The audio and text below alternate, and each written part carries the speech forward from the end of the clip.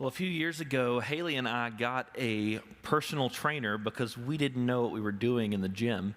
And so we found someone who goes to church here. His name's Andrew. Andrew helped us. He showed us some things, some of the basics. We had some of the foundational elements, but really we didn't know what we were doing. And so Andrew really helped us out a lot. But one of the things that we noticed as we started working out with Andrew is that my wife, Haley, didn't believe that she was as strong as she actually is. And she's a lot stronger than she thinks she is. And so Andrew and I would tell her how much weight was on it, and then we would really lie to her. And we would add just a little bit of weight. And the reason was to show her, hey, you actually are a lot stronger than you think you are. Because if there was a lot of weight on there, whatever the number was, she would think, well, I can't do that. But if there was a weight that she believed she could do it. And so we would add just a little bit, and then she would be able to do it and crush it like it was nothing. And so we would do this every now and then. And then there were some times where we'd add just a little bit more weight. And she wouldn't notice at the beginning. She'd be powering through. But then by the end of the set, she realized, like, oh, this is a lot more than what I thought I was doing. And I tell you that, just because I think many of us do that. We don't understand quite how strong we actually are until something comes along and there's a little bit of extra weight. And we realize, I can handle this. I got this. I'm a little stronger than I thought I was. And then there's a little bit more weight added. And then maybe it's not someone else that added the weight, but it's you that adds the weight. And over time, even in the beginning, we can handle it. But by the end, we realize we can't do this much. But now we're here. You see, that's called stress. And I guarantee, I'm not going to do a survey right now, but if we did a survey of the room and I asked you how many of you feel stressed right now, or at this point in your life, most of the hands in the room would shoot up. Man, we all experience stress. Stress is not one of those things that we get to choose whether we're going to experience. It's just part of life. Stress is just part of it. The thing that we do get to change and the thing that we do have control over is how we respond in the stress and whether we're healthy in the way that we deal with the stress. And many of us, we get to a place where we really don't have that much, and maybe we're in a good spot, and then a little weight gets added and we're feeling good. But again, we eventually get to the point where, man, by the end of the set, we realize we can't handle this like we thought. And today, that's what we're going to talk about. We're going to be talking about stress and burnout. We've been in a series called Weeds in My Garden for the last few weeks, where we've been talking about mental health, and we're going to continue that this morning, talking about something that affects all of us. That no matter whether you would say, I am extremely healthy mentally, or you would be someone who says, I really struggle with mental health, all of us experience stress in some way, shape, or form. Some of us might be under some kind of pressure because we're facing big changes in our lives right now. For some of us, it's feeling a lack of control. We're shouldering heavy responsibility or feeling uncertain about the future. It might be because you're facing multiple issues at once. You're feeling the effect of a past experience and something that you're anticipating for the future. For some of us, it's having a lack of resources or support. We don't have enough of whatever it is. We don't feel like we have enough time to do everything we need to do, or we don't feel like we have enough money to cover all the things that we need to cover. And so we're stressed. We're stressed. It might be triggered by an illness, or an injury, or parenting. I mean, I'm sure for you all in the room, parenting's not hard at all. But for some people in other places, parenting is very stressful, all right? Parenting could be what is causing the stress. Maybe it's infertility. Maybe it's bereavement. It's abuse. Maybe it's your marriage, or divorce, relationships, or caregiving. Maybe you lost a job, and now you had been so used to the income and of the previous job, and you can't find one that matches the same level of income, but your lifestyle is already changed based on and you're stressed. Maybe because you lost that job, now you don't know where to find another, and you're struggling to find a new one, so you're unemployed. Maybe it's the pressure of deadlines. You're in school and you have exams coming and you have assignments due, and And it just feels like there's so much weighing in. For some of you, maybe it's the thoughts of retirement, because retirement is coming soon and you know you're not financially ready. And just the idea that you're going to be working for the remainder of your life, you don't know what to do. For some of us, it's dealing with difficult neighbors. It's worrying about money, or maybe we're just drowning in debt. All of us are affected by stress. And I'd ask, did I name yours? Did I name your stress in that list? Stress isn't abnormal, and we shouldn't expect that we can avoid it. The issue is whether or not we are managing it in a healthy way. And if you aren't, it can lead to something else that is far worse. And that's called burnout. See, if we don't deal with the stress of life in a healthy way, it can lead us to a place called burnout. And there's a difference between stress and burnout. In stress, it's over-engagement. We've taken on way too many things that we can't handle. There's just so many things. But burnout doesn't look like over-engagement. Burnout looks like disengagement. Stress looks like overactive emotions. And you know what I'm talking about. You come home and maybe you close the door a little harder than you did the last time. Maybe you speak a little louder than you normally do to the people you love. Man, the thing that's so small just sets you off when normally it doesn't. We have overactive emotions from stress, but burnout, it looks like blunted emotions. It's numb. You don't even seem to feel anything. Stress looks like urgency or hyperactivity because there's so many things happening. It's constantly on the go. Burnout, it looks like helplessness and hopelessness. Stress looks like a loss of energy. But burnout looks like a loss of motivation and hope. Stress causes anxiety. But burnout,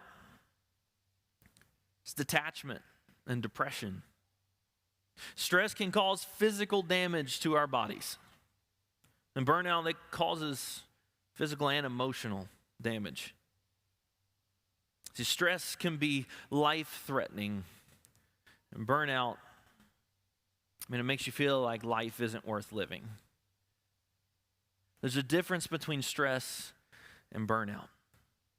See, sometimes for some of us, we are so passionate and driven to accomplish things, and we take on more and more and more, and because of our drive, we get burned out because we've been dealing with the stress for so long and just taking on more and more.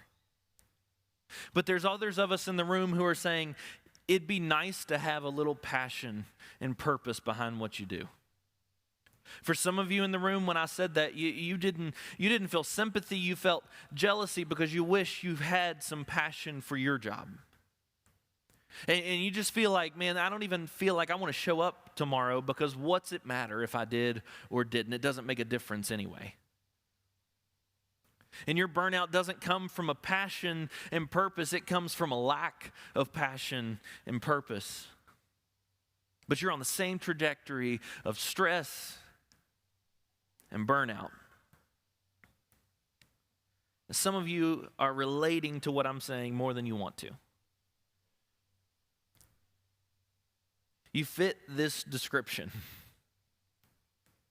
You're burned out right now. But that doesn't mean you're done. See, God can help you. He can even use this negative moment, this hard time as part of your story.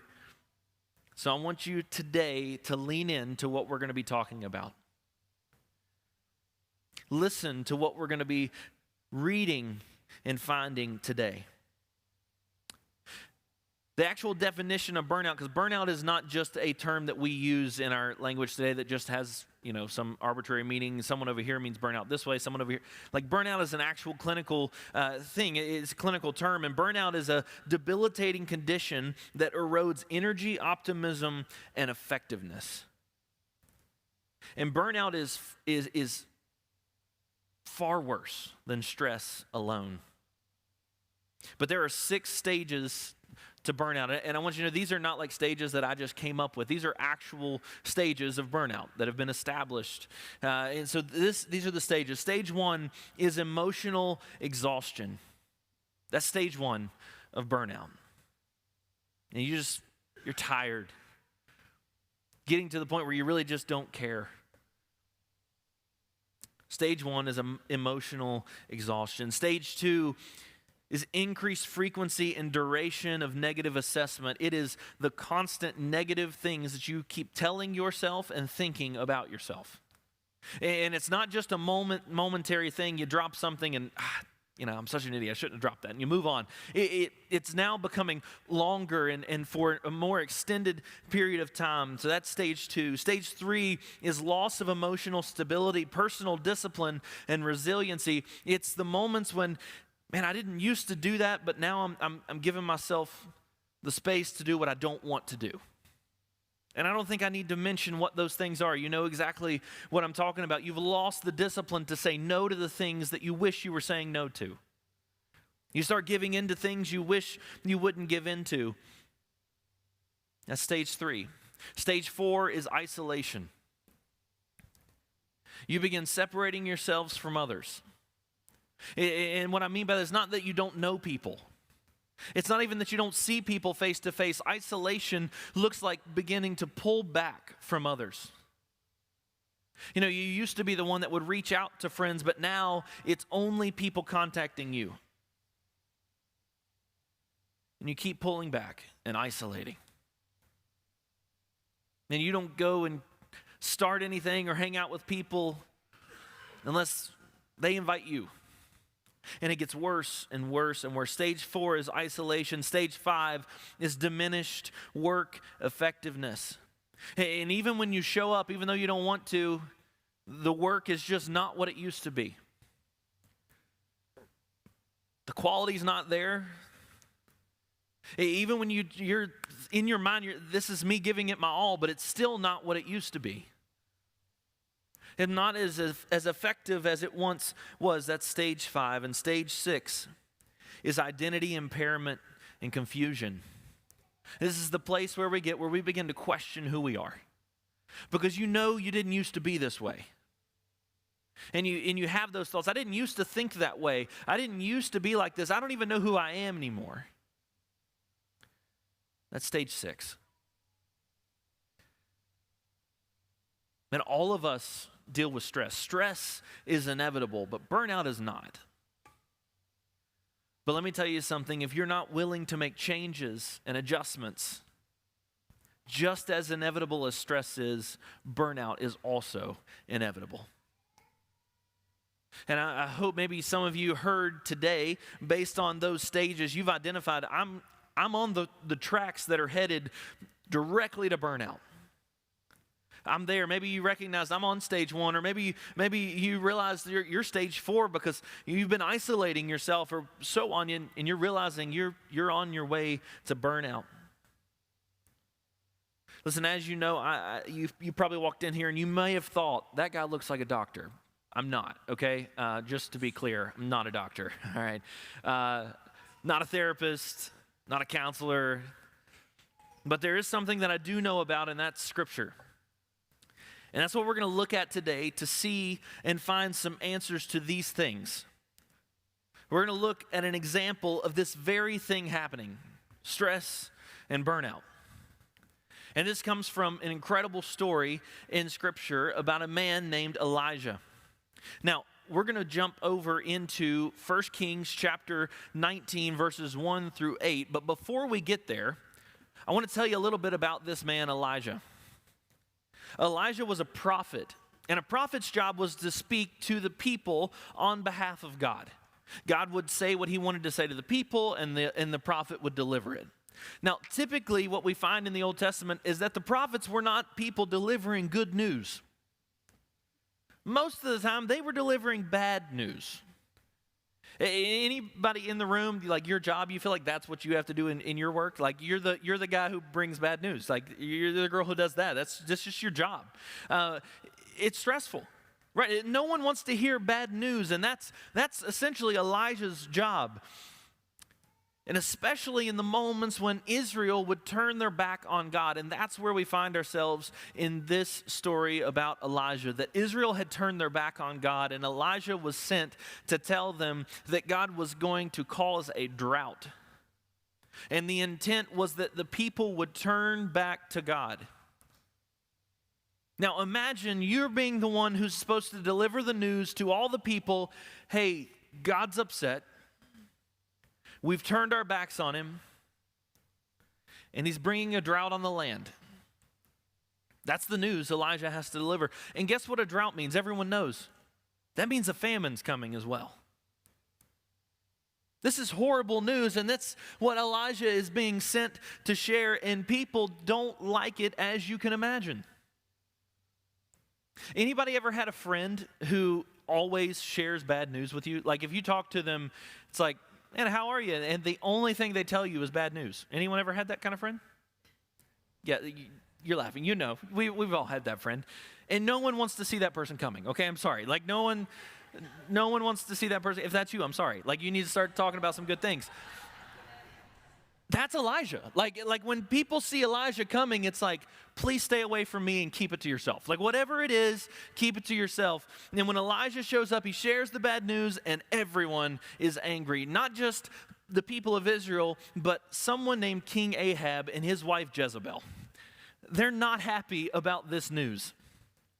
So unhappy, in fact, that they want him dead. And so Elijah flees during this drought because his life is being threatened, and God begins providing in some miraculous ways. We get this story of God leading Elijah to a small stream, and then he feeds him with ravens. That's an insane story, right? Like imagine that in the middle of a drought and a famine, that God is providing for this man Elijah through birds. They're delivering his food to him. Like this is crazy, right? It's amazing. He has water and he has food. But eventually, that stream dries up.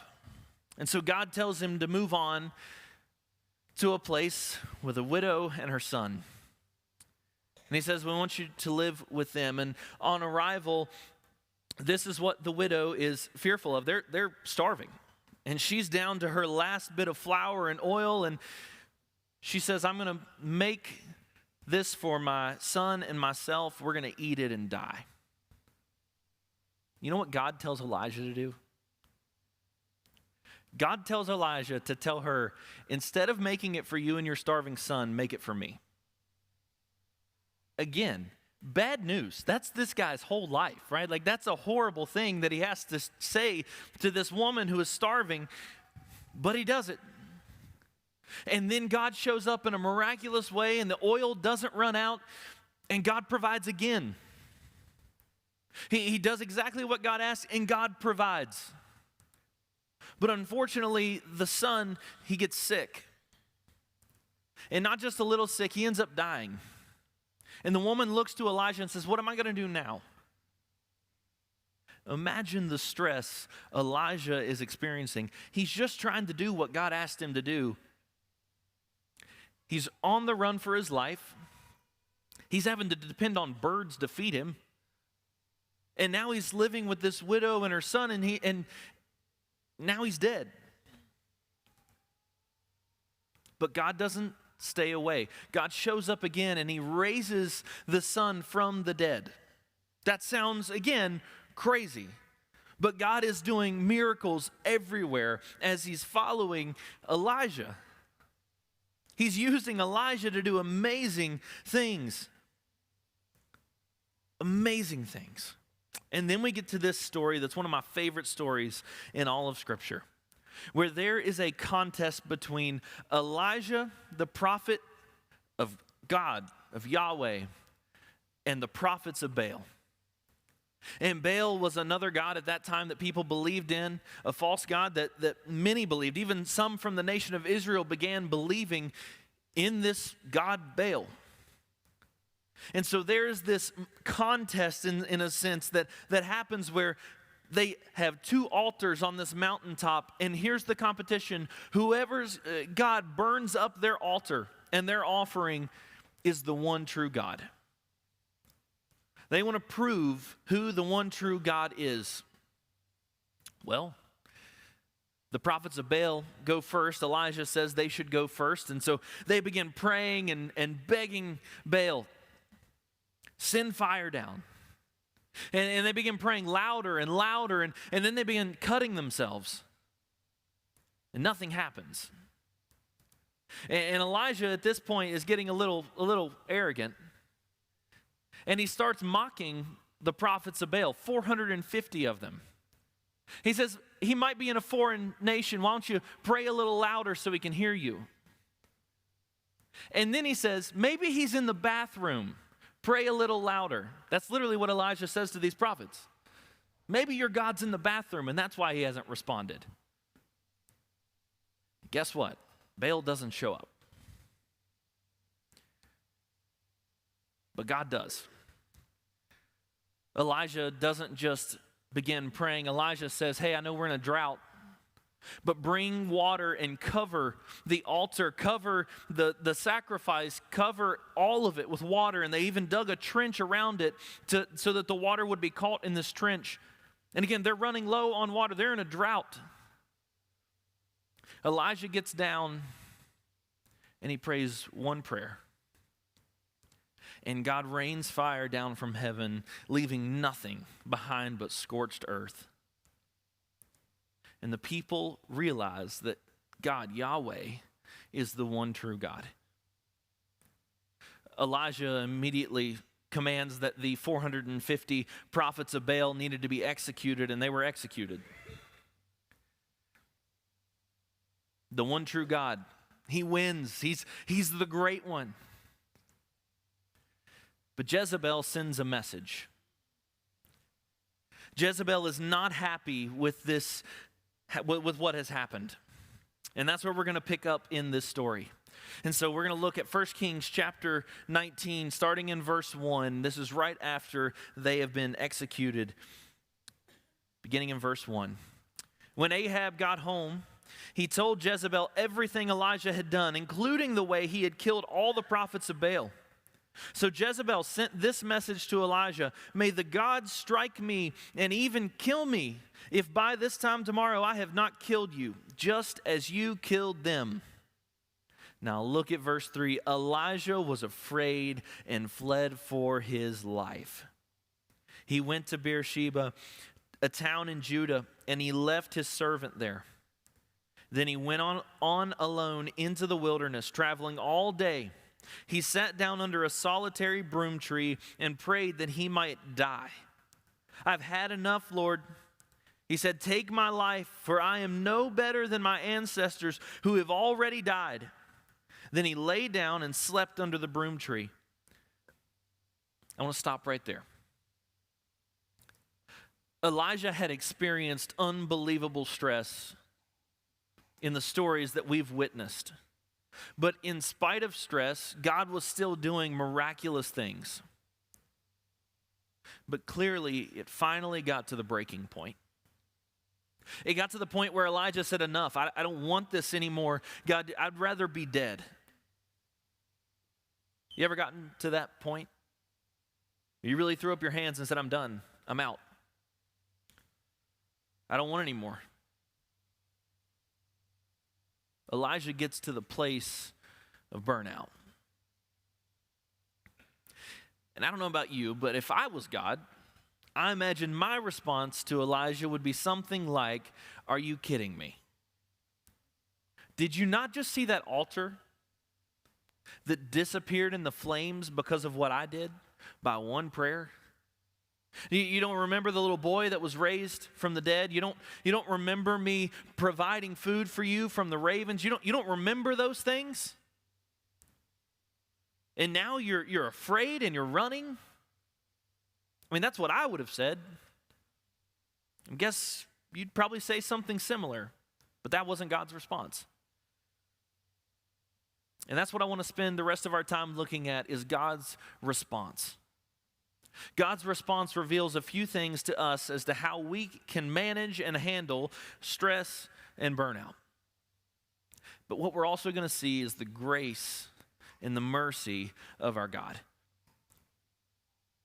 So picking up where we left off in verse 5.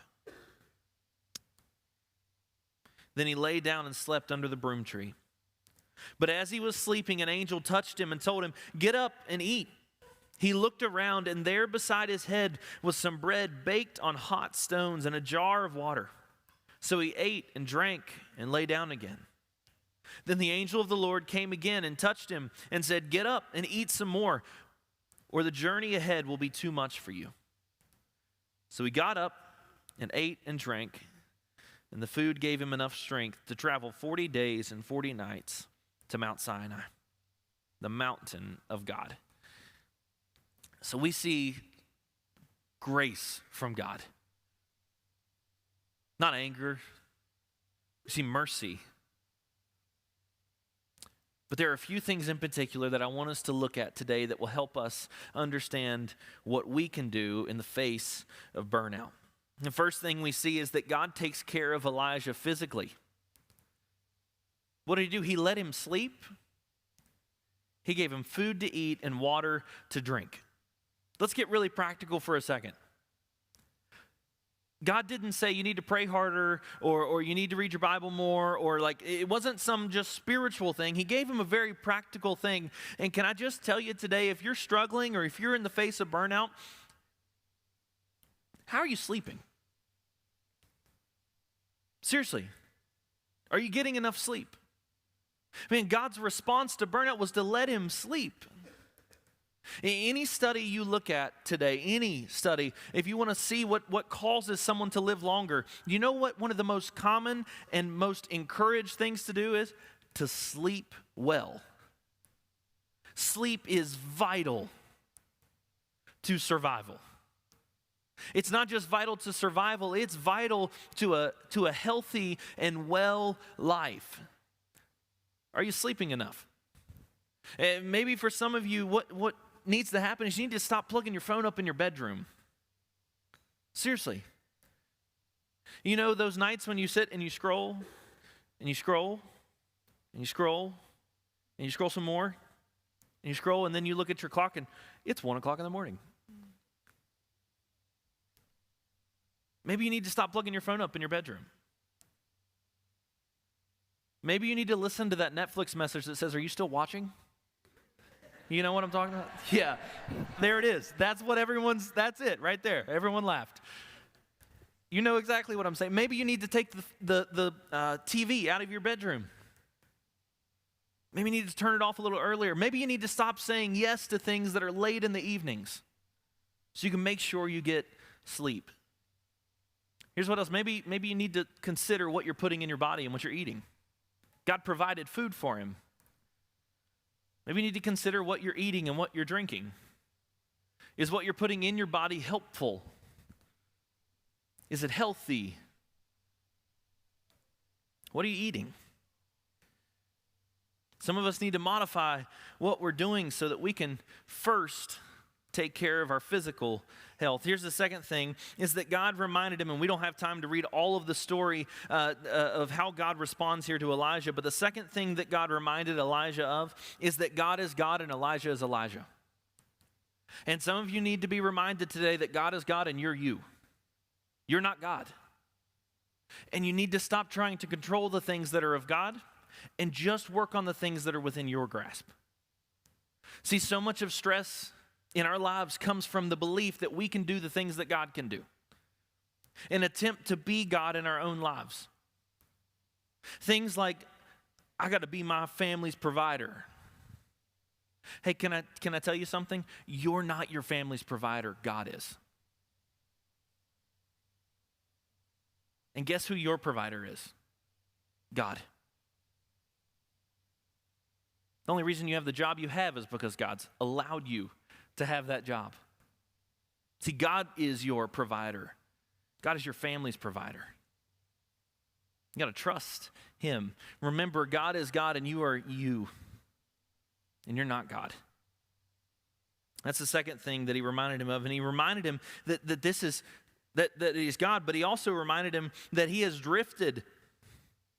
And that Elijah's priorities had kind of shifted to where he was just addressing everything that was urgent. Anyone ever been in that place where you only work on or respond to the things that come next rather than the things that are important? Always addressing what's next rather than what is important. We got to get our priorities back in line and put the things that are important, give the most energy and our best energy and time to those things. And then here's the third thing. God told Elijah to stop going at life alone. Specifically, look at what happens in verse 18. I'm going to share this one with you. He says, "Yet I will preserve," this is God speaking, "I will preserve 7,000 others in Israel who have never bowed down to Baal or kissed him." In other words, Elijah, if you remember, has said, "I'm the only one. God, I'm the last one left." And God says, "No, you're not. There's 7,000 others just like you. There's 7,000 others. Stop going at life alone. You're not by yourself. You're not the only one dealing with these things." See, solitude is a gift from God, but isolation is a tool of the enemy. And I hear people sometimes say, "Well, I just don't really like people." Can I be very blunt with you?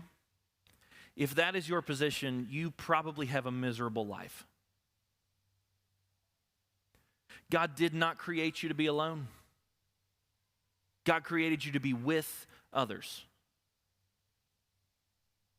He did not create you to be alone. He created you to be with others. See, Elijah was under the false assumption that he was completely alone and could even do it alone. And that isolation took away his resiliency and his accountability. He thought he could do it all alone. And can I tell you, you can't do it alone. And I know there's some of us in the room who feel this need to say, "Well, no, I can handle it. I'm strong and I can handle the stress." Listen, the people who constantly have to express that I'm strong and I need everyone to know it are the weakest people. I know that sounds blunt, but the people who constantly need to express how strong they are the weakest people. It is not strength to go at it alone. It is strength to admit you need help.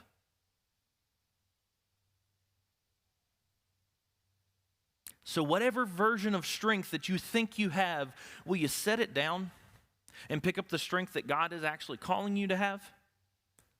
And guess what that strength is? It is other people.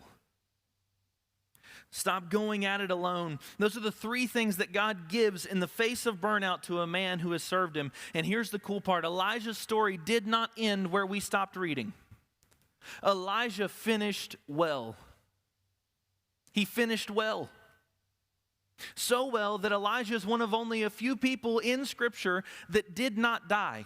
Like, he did not experience physical death. He was taken up into heaven in a chariot. That's a crazy story. We don't have time to read that one. But Elijah didn't finish here. This was not the end of his story. And let me tell you, burnout is not the end of yours. The overwhelming stress is not the end of your story. But it will require you to make some changes. So while Elijah was burned out, he didn't stay that way. But what God gave him to do was something to do. And for many of us, when we think about being stressed and overwhelmed and burned out, what we think we should do, here's what we think, is nothing. Even the thought of taking action, man, it paralyzes us. But here's the truth. What God gave to Elijah in a moment of burnout was not to do nothing, but was to do something different. It wasn't to do nothing, it was to do something different. See, you don't have to stay where you are, but it is going to require you to do something different than what you're currently doing. See, the answer isn't always to do less, it's to do more of what actually matters. I have to confess, I have a problem, all right? I love coffee, a little too much. And there are days where I drink more coffee than water. And when I say days, I mean most days, okay? I have to be honest. And this is a problem. It's something I'm serious. I really am working on this. But what is the answer to my problem? Is it to drink less coffee? I mean, a little bit. That's part of it. But what's the actual answer? Is to drink more water. Right, sure, yeah, I need to drink less coffee, but the actual answer is drink more water. It's not to do less, it's to do more of what I actually need. When Haley and I first started working with Andrew as our trainer, he was talking to us about food, and I was just under the impression what I needed to do was eat less. And for those of you who work out in the room, you know the answer is not eat less. It is to eat less of some things, but it's to eat more of what you actually need.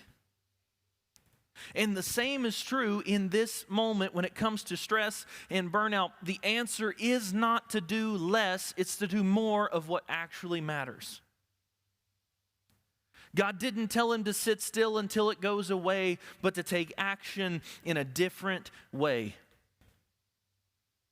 See, for you and I, if we're in stress and burnout, we have to change what we're doing. We have to take action in a different way. And so today, I'm going to encourage you to do that. As a moment of response today, I want to ask you, will you take action in a different way? And I don't know. I can't really help you with the whole sleep thing, right? You got to do that. You got to make those changes. But here's some that we can help you with. You know, it's the physical needs, but it's also that to remind you, you're not God. To let God be God, but you to play your part. And so today after service, we have in the back tables that are set up. And there's a big sign on this side that talks about the third step, which is to not be alone. And there's a big sign over there that says small groups. And here's the reality, many of you need to plug into a small group. Not just like it'd be a good idea and it'd be helpful. I mean, like you need it. You need people. And it is one of the easiest ways for you to connect. Listen, we're going to do the work to help get you there. You just got to be willing to write your name down. We spent yesterday about almost 2 hours with small group leaders, training them and preparing them to launch groups. They're ready for you. They're praying for you. They want you to join and be part of a group and to meet with others, to not do this alone anymore. You can sign up right there today as your response. For some of you, it's looking like doing less of some things, but doing more of what actually matters and giving some purpose and some meaning to the things that you do. On this side of the room, there are places that talk about the different teams that exist here, that serve and that work together with one another. For some of you, it's time to not just stay where you are, but to take some action and serve. And I know what you could be thinking. You may be thinking, that's just more, but listen, it might be more, but it's more of what actually matters. Making an eternal difference in the world actually matters. And I want to encourage you today, do not lack response, but actually respond to what you've heard. And so here's what we're going to do. This might get awkward for some of you. Heads up, all right? I love awkward. And so we're going to get a little awkward. And here's what we're going to do. As our response time today, I'm going to ask you to stand up in just a moment after I pray. And you can go to the back, and there are, again, tables on this side. You can't miss it. Massive sign that says small groups. And on this side, there are all the different teams and places you can serve. Megan's over there. You can ask questions. But if you just need to pray with somebody, there are altars right here where you can come and pray. If you want to say yes to Jesus for the first time, I'm going to be standing right over here, and you can come talk to me. If you're ready to say yes to this God who is patient, this God who is merciful and gracious, If you're ready to say yes to him, I'm going to be standing right here, and I'd love to talk with you and pray with you. But here's what we're going to do. We're all going to stand up in just a moment, and I want you to respond. And if you're saying, I'm not going to do any of those things, here's what I'm going to ask you to do. Will you still stand up? Will you still walk around and just look at the different things? And you can come back to your seat. And as you're waiting on others, I want you to just sit. You can think, pray, whatever it is, but I want to ask everyone to move in some way and to look. Respond in some way.